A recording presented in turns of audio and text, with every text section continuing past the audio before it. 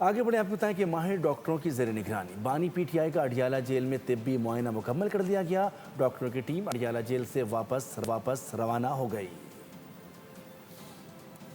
बानी पीटीआई का तिब्बी मुआयना, इलाज मुआवजा जारी। माहिर डॉक्टर्स ने इलाज किया। जराए के मुताबिक सीनियर डॉक्टर्स पर मुश्तमिल मेडिकल टीम ने बानी पीटीआई की आंखों का मुआयना किया।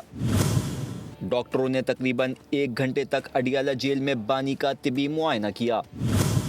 जराए का कहना है कि डॉक्टरों की टीम में डॉक्टर फारूक, डॉक्टर सिकंदर और डॉक्टर आरिफ भी शामिल थे। डॉक्टर्स आंखों का मुआयना करने वाले खुसूसी आलात भी साथ ले आए थे। टीम में टेक्नीशियन भी शामिल थे।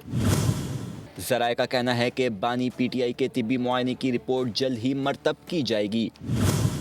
डॉक्टर्स की टीम अपनी रिपोर्ट मुकम्मल करके हुकूमत को देगी। जराए का मजीद कहना है कि मेडिकल टीम पीटीआई क़यादत का जेल में 2.5 घंटे तक इंतजार करती रही। ताहम पीटीआई के किसी रहनुमा के ना पहुंचने पर मेडिकल टीम ने बानी का मुआयना किया। सुप्रीम कोर्ट ने 16 फरवरी से कबल बानी पीटीआई के तिब्बी मुआयने की रिपोर्ट तलब की थी।